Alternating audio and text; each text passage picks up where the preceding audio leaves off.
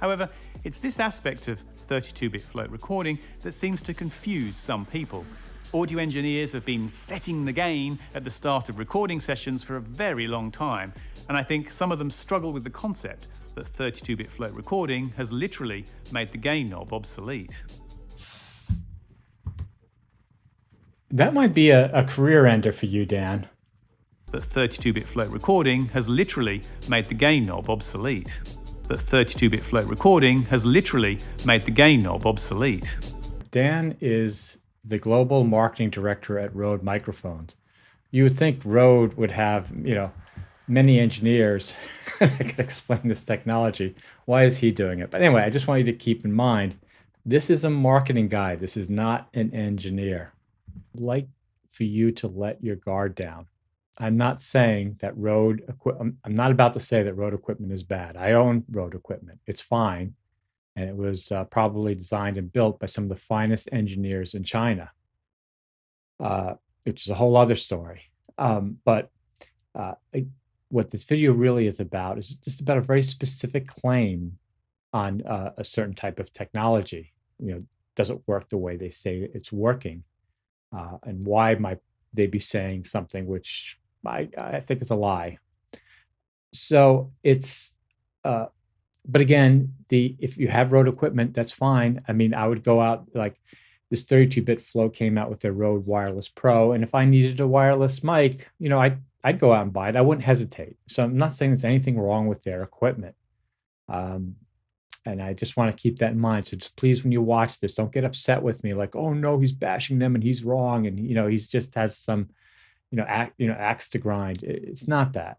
So please just, in fact, this is just a fun story. It's just a fun story about some people that are really desperate. Rode is so desperate to sell stuff. They're making up this cockamamie fantasy world. So look at it that way. And again, equipment's fine. So please relax. Don't flame me in the comments. Let's just, if you want to understand some of this inside baseball stuff, then I shall now get on with it. Today, I'm going to talk about 32-bit float. It's a hot topic in audio circles right now, and there are a lot of people making pretty bold claims about it. When the only people making bold claims are Tascam and Rode. All right. From telling us it will revolutionize audio recording to others saying... Again, the only one saying it will revolutionize recording, as far as I know, is Tascam and Rode. It's completely unnecessary. But what's the real story? Well, yeah, let's get an engineer in here to tell us. Well, we've come here to Studio 301 in Sydney, one of the world's top studios, to lift the lid on 32-bit float recording. What it is, how it works. See, this is playing into the viewer's dream fantasy of equipment. I'm going to go into this big studio and shoot a Netflix movie. And what it can do for you. 32-bit float audio processing is nothing new. Whilst a lot of people are talking about it right now, the DAW you use for recording and editing has been using 32-bit float audio processing for years. At its simplest, 32-bit... So you first have to ask yourself, well, if it's been around, why hasn't it been around when I'm recording audio? If the studios are using it, why aren't I using it? There are very good reasons for this, but I just want to point that out. Like, how can you say, oh, it's been around and now only finally now we're doing it? Like, what was the obstacle before? Float allows for a much wider range of audio levels than regular 16 or 24-bit audio. Yes, and I want to be, let me just go back there a little bit. Remember, there's never a free lunch. So if you would expect the graph here to go from 96 dB to 144 dB to I think it's like 200 dB for 32-bit fixed. So when you get a huge range, right, what are you losing? I mean, you can't, memory is memory. You can't, it's a physical limitation, or I should say, yeah, physical and abstract limitation. So what's the cost of getting it this high? Well, the cost is resolution. And that's a complex subject that I'll get into. But, I get it. I mean, you'd rather lose a little bit of resolution and have a wide, basically data space to put all your audio data. But at the end of the day, you're going to always output basically to 16-bit to this range. This will always become this. So just like in video stuff, RAW and MP4, whatever, if this is always what the user is going to see and you record properly within this range, you don't need any of this, right? This is always going to be the output to your listener. Anyway, keep going. 24-bit audio. And that's why it's important inside a DAW. When you are adding processing, adjusting levels, and mixing lots of then this is all absolutely correct. sources together, you need additional headroom to ensure you don't lose any of the audio information. One often That's not true. You don't need the additional headroom so you don't lose audio information. You just need the headroom to make it easier to move things around. used analogy is shooting RAW in video. RAW video represents the image exactly as captured by the camera sensor, without any data reduction or processing. True, but first of all, it's a bugbear of mine when people show these unsaturated images from raw video. Raw video does not look like anything. Raw video, like you said, is just the raw data, and you can put whatever color you want on it. So when you put like a grayish color, when you see tons of these YouTubers doing that, they're just, I'm not gonna go down that rabbit hole. But okay, but sticking to raw video, I'll tell you why it's not like it at all. In raw video data, each pixel, right, is recorded, and it either has a red, green, or blue filter over it, and that is later combined into 24-bit full color. But as far as the camera is concerned, it's only reading each pixel. And you know how many bits it used to read each pixel? 14. Because the sensors themselves, it's not that they couldn't write to 24-bit raw data in a video camera. The problem is that it wouldn't be any meaningful data, because this is how it works in audio and video. I mean, you get some data from your sensor, whether it's a microphone or a camera sensor, and you want to capture as much data as possible. But at a certain point, you're not capturing any more data. It's just becoming noise. It doesn't resolve anything further. So in video raw, the sensors do not resolve further than 14 bits, which is why the camera manufacturers never save in more than 14 bits. And let me point out that 16-bit is the natural word length of data in most computers. So 16-bit would be really easy. But think about the camera manufacturers need so much for it to be as efficient as possible. They do 14-bit, even though 16-bit would be completely easy. Again, it's a whole other story. But anyway, that's the first thing, is that the maximum resolution of a pixel in a camera is 14 bits. That's all you need. Anything more, it's just a waste. Secondly, raw data from a video camera is recorded in 14-bit linear. It's just 1, 2, 3, 4, 5, 6, 7, 8. That's it. So it's just the dynamic range of the 14 bits. In 32-bit float, it's a floating point, and the way the data is stored is not as 1, 2, 3, 4, 5. It's stored as a mantissa. It's like a number, it might be like 53, and then an exponent that raises that number to a certain power. And so all 32-bit float is basically, you're not saving numbers, you're saving essentially the inputs to a formula to create these numbers. And this is, can get very technical. I won't get into it right here, but I just want to point out that his saying that 32-bit float is comparable to video raw is wrong in two ways. One, audio, just like video, video only needs 14 bits for each sensor. And the same thing with microphones. If they have an SPL, or SNR or whatever, if they're basically within a 96 dB range of usable range, they only need 16 bits themselves. And their Wireless Pro needs 12 bits. In other words, once you go beyond 12 bits for their Wireless Pro microphone, again, just like the video camera, you're trying to capture more information that just isn't there. It doesn't change the image any. It doesn't change the sound any. So you only need 12 bits for their microphone. You don't need 32-bit float. Although 32-bit float audio processing has been around for many years, until recently, capturing audio in 32-bit float was not possible. It's just, I mean, there are a lot of bald-faced lies in here. It's possible. Nobody ever wanted to do it because it made no sense. why make your equipment hotter and need bigger batteries and more power to process tons of data that you don't need because you've maxed out what you can capture from the microphone? So it's not that they couldn't do it. It's just, again, any engineer with half a brain would never do. He wouldn't go into his boss and say, "Hey, listen, let's capture, our microphone in 32-bit." And the boss would say, "Well, why?" He goes, because it sounds, because it's so much data space that, it can really capture everything in the thing. And then the lead engineer would say, "Okay, well, go prove to me that, when we capture the mic into 32-bit or, fixed or float, that, we're getting more of this data from the microphone." So, that little young engineer will go back, he'll do his test, and he'll find out that, yeah, you can't hear any difference. There's no difference between capturing the microphone in, let's say, 24-bit and 32-bit float. And that's why it hasn't been done. But this guy is a marketing guy. And so, well, who knows how this happened with the marketing. Anyway, I'm not going to digress here. But anyway, it's just wrong. I mean, they could have captured 32-bit float audio a long time ago. Which is why, for close to 100 years, audio engineers have been reaching for the gain knob. That's right, the humble gain knob has been the gateway to high-quality recording. He doesn't understand gain whatsoever.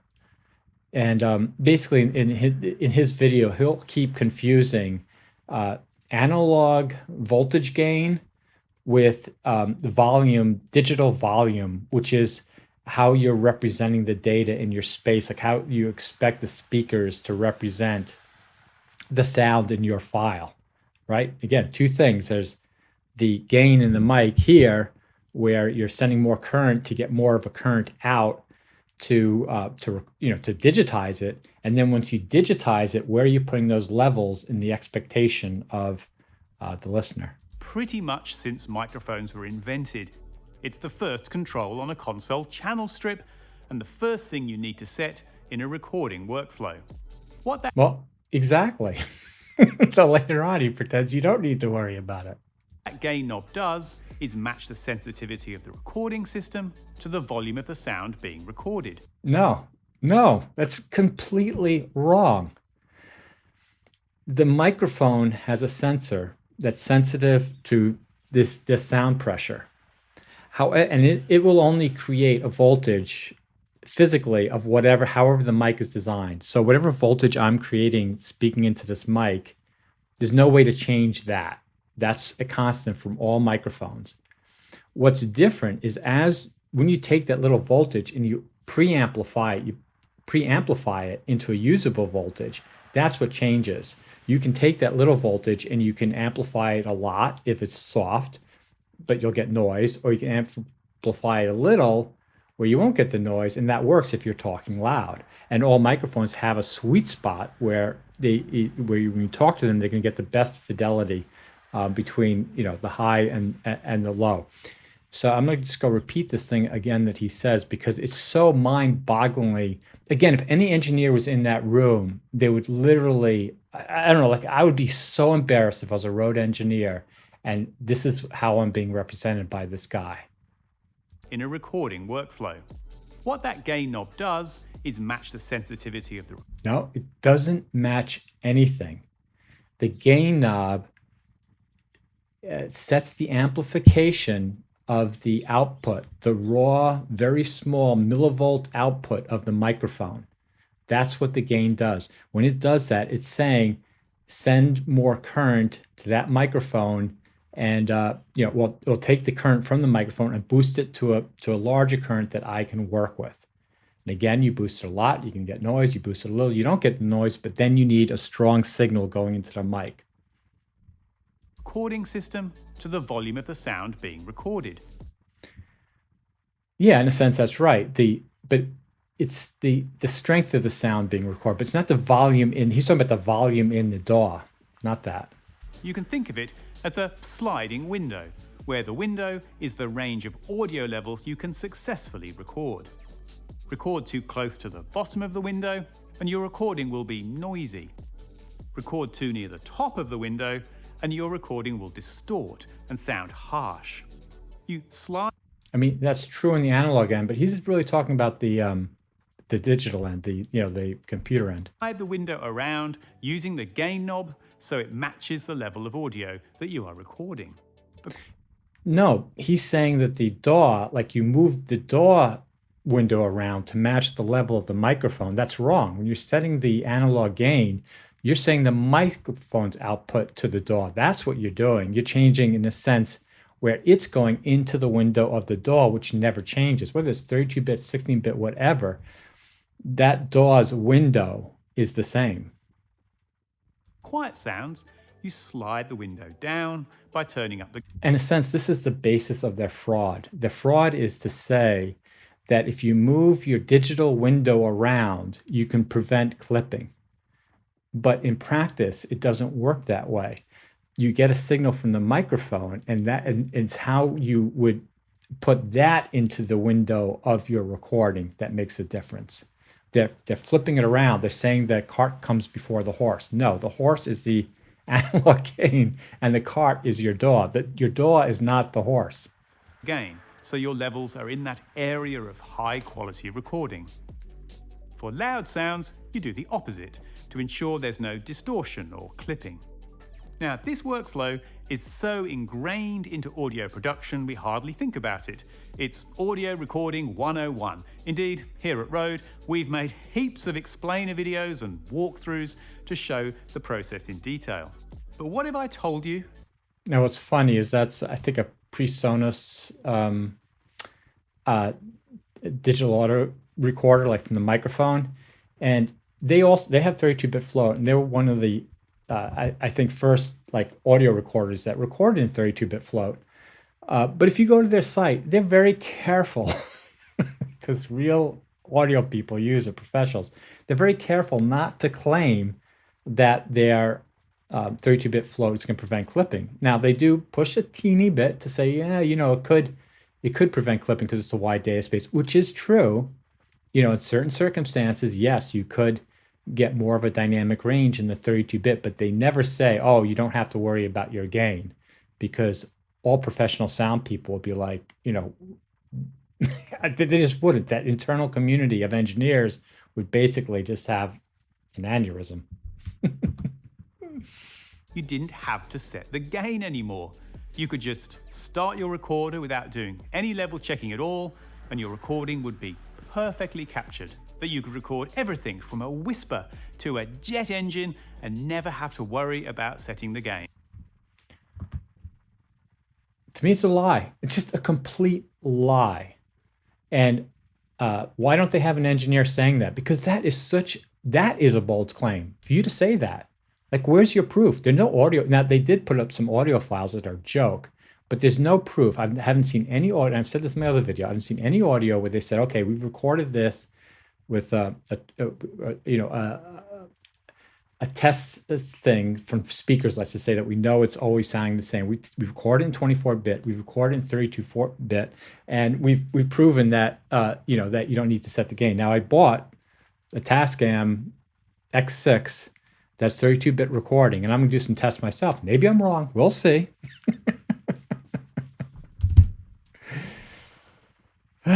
But that'll come later. Okay, let's get back to the video. This is what 32-bit float recording does. It uses a clever technique at the preamp. This, again, I mean, the video is like, oh my God, I'm gonna be going for like 40 minutes because there's just so many lies in this video. All right, so he's showing, this is the sound input, right? So this is the microphone capsule. I don't know why they put that over here. I guess this is the sound pressure, right? Well, anyway, okay, so this is going to the microphone capsule, and then the Revolution preamps, right? This one signal is getting broken up 4 times, and 4 preamps are working on that voltage, or on that signal from the mic. When have you ever seen, if you look at a patch bay, and I should have got an image up here, it's always 1 input to 1 output. Everything in audio is a serial train. There's never any parallel stuff. Why? Because you simply can't break up a signal like that. You have 1 voltage, And there's no way, if you did split up the voltage into 4 different voltages before they go into the preamp here, then you've weakened the signal, right? It's 25%. And again, the whole goal of gain of microphones is to get a good signal, the strongest signal possible to represent your audio. So you're telling me that you're going to try and get the strongest signal possible by breaking up this small millivolt voltage in 4 ways and putting it into 4 different preamps? This is like again, I don't know why engineers, like, it just blows my mind that they're coming out with this stuff, and no audio engineers are like looking at this and saying, this is just physically, like, nobody would do this. I don't even know how it's possible. All audio engineering, all audio is serial. When you take your guitar, your microphone, it goes through a bunch of effects, right? You never see like a guitarist playing guitar and the output from their guitar goes into a splitter, a 4-way splitter, each into a different pedal, right? It goes pedal to pedal to pedal. That's the way it works. And so for him to put up this diagram of claiming a physical world that just does not exist is mind-blowing. Mind-blowing. You're telling me that you've come out with a new technology that helps this thing, and you create a world, a fantasy world, a complete lie. You've thrown away hundreds of years of electrical and audio engineering, right? You've basically said, hey, Einstein, you're completely wrong. There's angels on a pin that are setting how fast things fall and everything, and the world is flat and all. I mean, that's the equivalent of this. The magnitude of this complete lie. Anyway, I didn't want to get upset in this video. But again, you show this to any audio engineer, and you ask them if any circuit or any sort of way of dealing with audio works like this. I'm sorry, let me get to the thing. Like this thing, okay? It's just like, no. In audio, it comes through, it goes into one preamp, and then it goes into an audio converter. That's it. Now, can you put other preamps along this chain? Yes. Could you put other types of AD converters? No. You could put other digital converters. This stuff all here is wrong. It goes like this.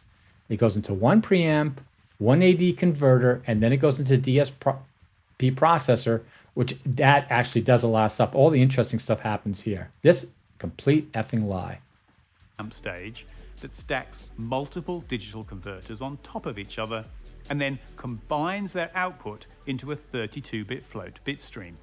Like shooting raw video in order to capture the full information from the image sensor, this audio technique captures the full output of the microphone capsule with no compromises. So, once you have made your recording in 32-bit float, what do? Because you've captured all of the information from the microphone capsule, you can then effectively alter the gain of your recording after you've made it. No, you cannot. That's right. It's like being able to set the gain in exactly the right spot after you've made your recording. Wrong, wrong, wrong. Again, think of the sliding window analogy. After you've made your recording, you can open it in your DAW and slide the window to get Once again, the lie that your DAW, that your digital, that you can change the gain through changing the position of data in your digital space. Optimal audio levels simply by turning the gain up or down. Things sound a bit quiet, slide the window down to get a good level. Things are too loud and sound distorted, slide the window up, and the distortion will go away as the window now matches the louder levels. This completely takes the guesswork out of setting gain, as you can set it perfectly to match your audio source in post-production. And if your audio recording has some sections that are very quiet and some sections that are very loud, you can adjust the gain of each section independently to optimize your recording. It's quite a revolutionary thing in audio production that you no longer have to worry about setting the gain when Well, he is right. It would be a revolutionary thing if he could do it. you start recording. No more hoping your talent doesn't suddenly speak a lot louder on the take than they did in the sound check, and no need to grab the gain knob when an audio source is quieter than you expected. Just hit record and then adjust the gain in post-production, just like you might adjust the EQ or the panning. However, it's this aspect of 32-bit float recording that seems to confuse some people. No, it doesn't confuse me. Engineers have been setting the game at the start of recording sessions for a very long time, and I think some of them struggle with the concept that I didn't even hear that in the first viewing of this. He basically is saying that engineers are struggling with the concept of 32-bit float, how it's making their job of setting the gain unimportant. That's I gotta go back on that one. Let's go back a little bit. for a very long time, and I think some of them struggle with the concept that 32-bit float recording has literally made the gain knob obsolete. Thanks everyone, I hope that explainer was helpful. Yes, you engineers, okay, that can't grasp this revolutionary concept. You go and get, your 32-bit recorders and stop fussing with your gain, wasting time, and, get with the program, you freaking idiots. Because Dan, the marketing guy, has told you, you just don't get it. You don't understand how gain works. You record in 32-bit float, and then in your DAW, you set the levels where you want, and you don't have to worry about it. So I don't, it's nice that you got the PhD in electrical engineering at MIT or Stanford, but really, you just don't get it. You're just too full of yourself, okay? So listen to Dan, the marketing guy, and get your 32-bit recorder from Rode or microphone, whatever, and, get with the program and just, just do things the right way.